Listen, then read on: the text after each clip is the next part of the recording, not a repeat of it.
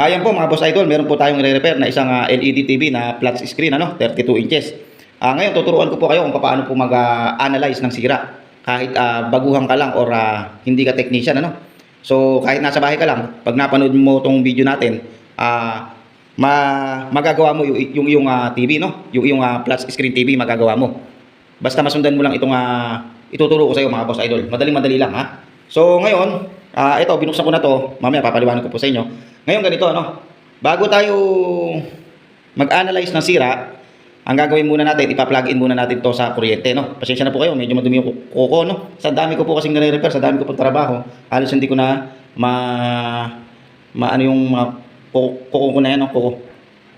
So kasi siyempre, meron tayong nire-repair na electric fan, washing machine, glass cutter, at kahit ano pa man, rep, aircon, naglilinis. So hindi na nga lang tayo nagkakarga ng preyon sa kadahilan ng yun po ay matrabaho, So ito, balik po tayo sa TV po natin na i-repair.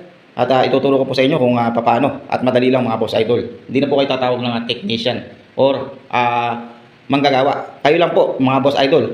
Magkakaroon na po kayo ng idea or kaalaman sa pagre-repair ng ganitong mga flat screen TV, Ngayon mga boss idol, ito halimbawa, itong TV na to, ayan, 32 inches yan mga boss idol. Halimbawa, yung TV nyo ayaw mag-tao, Ganito gagawin nyo. So, ipa-plug in nyo po muna sa kuryente, So, plug in po natin sa kuryente. Yun, basta narinig yung may kumislap or meron kayo nakita kumislap, ibig sabihin nun, nag-on na po yan, So, ayan, pindutin po natin dito, mga boss idol. Kinakailangan meron siyang indicator light. So,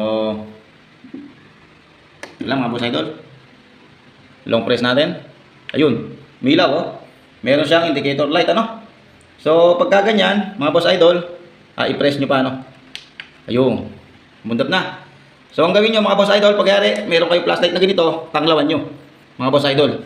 Ayan, tatanglawan nyo, Okay. So, tanglawan nyo lang na ganyan, magtyaga lang kayo. Hanapin nyo yung kung merong letrang lalabas, Kung merong letrang lalabas, ayan mga boss idol. Tyaga lang po kayo. So, pagka wala po kayo nakitang letrang lumalabas, ganunin nyo. So, ayan. Ganunin nyo. Pagka po hindi siya kumikisap, kikisap po kasi yan pagka po yung backlight kikisap Makikita nyo, pagka tinuldok nyo yung kamay yung ganyan, kikisap yan. So, wala kumikisap. Flashlight po uli kayo, tagliran. So, ayun. Meron ako nakikita. So, hindi lang dito nakikita sa video. Nakalagay LG. Ayun, no signal. So, ayun. So, pag meron kayong nakitang ganon, ang problema po niyan, kung hindi backlight doon sa kanyang motherboard. So, alin ba yung motherboard, So, ito. Turo ko sa inyo. So, alin yung motherboard? Motherboard, So, ito. Motherboard po yan, So, merong ibang mga flat screen na TV, nakahiwala yung kanyang power supply at sumunod secondary board, So, ito, magkasama yung power supply niya. Ito, banda rito yung power supply at dito yung secondary board, yung pangalawang supply niya na 12 volts na DC, So, okay. Mga boss idol, ganito. So, ngayon, gumamit po tayo ng LED backlight tester. So, ganito. So, ang duda po natin, nung tinignan po natin, ginanong-ganon po natin, walang kumikisap. So, meron tayong naaninag na letra na LG or no signal or kahit ano pa mga tatak, mapapansin nyo, Prestige, ganon, or Samsung, yun, kung ano tatak ng TV nyo, kung anong brand. So, ang gawin nyo, i-cut nyo yung wire na papunta rito sa backlight, dito. Ito kinat ko, ito yung wire na papunta rito sa backlight. Tapos, ang ginawa ko, kinunik ko dito sa kulay pula, positive, at dito, negative. Yan, sa ating tester, nakakunik itong test probe natin sa ating backlight tester. Ngayon, ang gagawin po natin, plug-in po natin, So, ayan, naka-plug in na po. So, ngayon, i-on po natin itong ating LED TV backlight, So, pag nag 300 volts yan, ibig sabihin nun, yung backlight po natin hindi gumagana. So, posibleng pundi or sira na, So, power on po natin. So, na-plug in na po ba natin? Hindi po pala yung na-plug natin. TV pala yung na-plug natin, mga boss idol. So, ito. Yun. So, meron tayong nakita 31.8 volts. So, ayun. Umilaw yung ating backlight, Umilaw, So, pansinin nyo po. Yun. Papatayin ko po ito. I-off ko. Pansinin nyo po yung didilim yun, Yun, didilim po yan. Pansinin nyo po. Yun, Ipapower on ko. So ayun, nagliwanag ano sa mga butas. So mapapansin niyo po diyan yung backlight po natin, nagliliwanag, gumagana po yung backlight natin. Ayun oh, gumagana. Ibig sabihin niyan yung backlight po natin buo ano. So buo po yung backlight ng ating flat screen TV, pero bakit walang tao no? Pagka po tayo pag po tayo nanonood. So subukan po natin isaksak yung ating TV ano. So plugin po natin yung TV natin. Yun, kumisap. Yun ang maganda yung kumigisap ano. So tingnan po natin dito sa ilalim ano. So ayan, may power indicator na oh. So tingnan po natin. So ayan mga boss idol, meron po tayong nakikitang liwanag pero walang tao no. So i-power on po natin yung ating TV no. Asan ba yung ating power on dito? Ito. Power on natin. Long press. Yun, kulay green. So tingnan po natin. So ayun, meron po tayong nakitang Prestige ano. So ayan, meron po tayong nakitang Prestige. So yung kaninang pinaliwanag ko po sa inyo, yung LG yun. Pero parehas lang po ng problem ito, no? So ayan. Ayan, no? So ang naging problema po nito, yung kanyang supply papunta sa backlight. So patayin na po natin yung ating TV, no?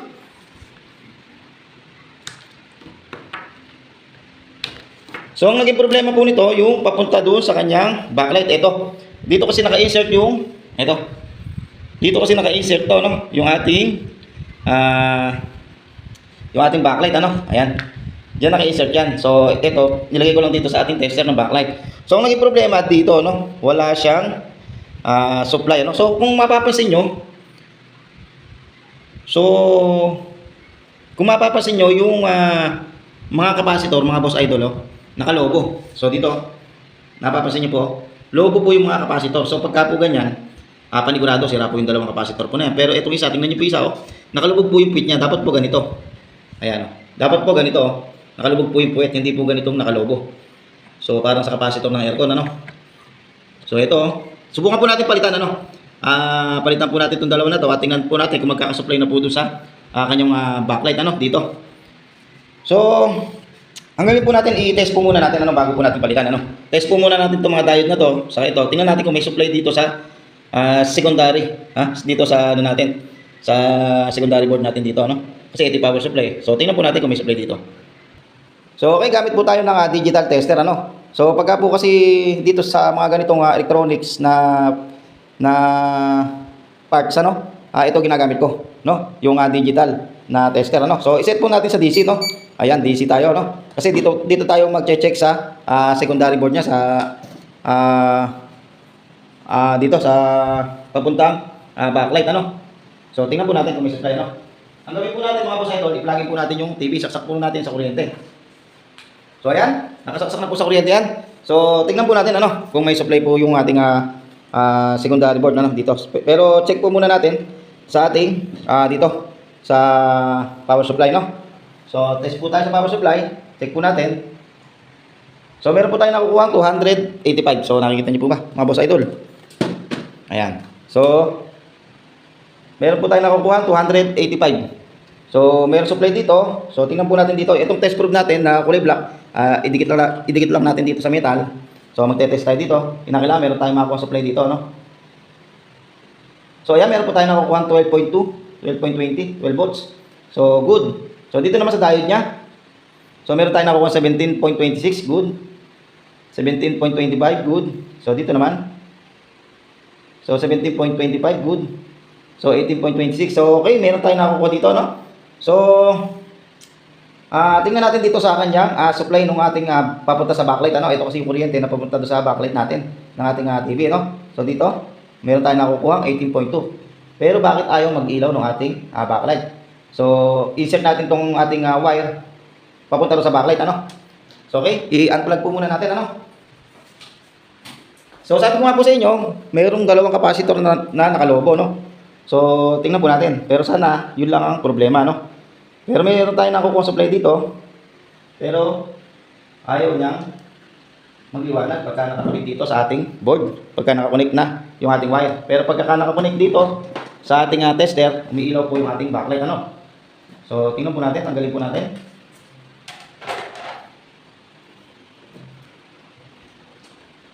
So ibalik po ulit natin yung wire. Kaya po natin titingnan kasi meron po tayong nakuhang 18 ba? 18.2 volts. So ibalik po natin. positive to negative, ano? Positive, positive, negative to negative. Okay? Para sigurado at hindi masira ng tuluyan ng ating TV, lagyan po natin ng tape, ano? So, okay, saksak po ulit natin dito, balik po natin. Plug in. Sabi po na may-ari, pag po matagal, napapanuran po nila TV, sumisindi, maandar, pero pagkakaunang bukas, ayaw, ano? So, i-plug in po natin, tingnan po natin kung ilan yung backlight, mga boss idol. So, ayan, naka-plug in na po. So, kung papansin niyo, meron po tayong indicator light na pula. So, kung papansin niyo, yung backlight po natin, hindi umilaw, ano? So, wala, hindi umilaw yung backlight natin, wala. So, ang gawin po natin, i-power po natin to, no? Pag po nagkulay green, naka-power na po siya, no? Ayun, no? Nagkulay green. Ayun, no? Yung ating backlight, nag-blink lang siya, no? Hindi siya nagtuloy. So, pansinin niyo po, ano? Ipa-power off po uli. So, gawin po natin, patayin po muna natin yung ilaw, ano? Para po mas madali po natin na makita, no? So, okay, papatayin ko po yung ilaw ng ating pwesto. So, ayan mga boss idol, nakapatay na po yung ilaw na ating pwesto, no? So, i-power off po ulit natin itong ating switch, ano? Ayan, power off po. Power off natin. Long press, power off. Long press. So, ayaw niya mag-power off, ano? Alisin po natin sa saksakan, no? So, ayan. So, ibalik po ulit natin sa saksakan. Oh, ayan. Nag-red na siya. So, ang gawin po natin, ipa-power ko po ito. Pagmasdan niyo po dito, no? Pagmasdan niyo po dito, meron siyang kikisap na kulay puti yung backlight po natin. I-off ko lang po itong ilaw, ano? Mga boss idol. So, ayan, naka-off po yung ilaw.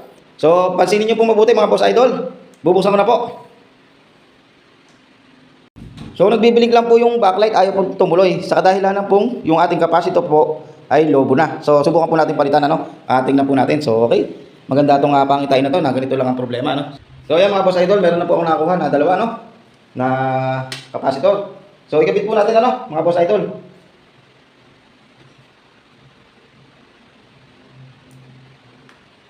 Yun.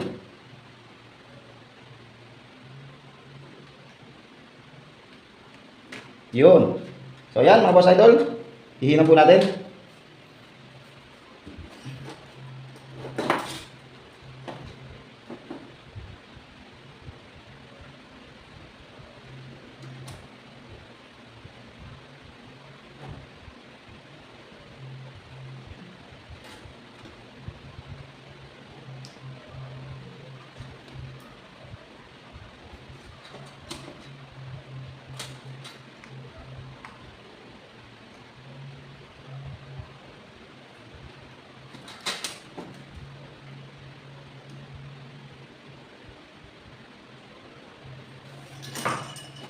So, ayan mga boss idol, nakahinan na po, no?